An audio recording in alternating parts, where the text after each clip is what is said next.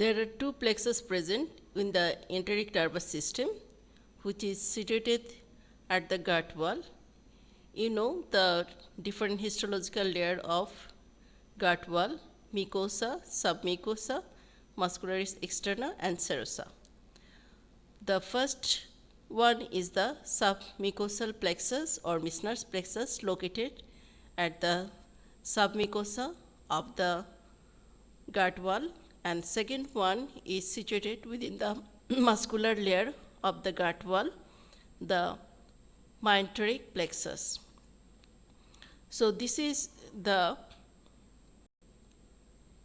mucosa and this is submucosa. This is the location of the Meissner's plexus or submucosal plexus, and this is the muscular layer of the gut wall.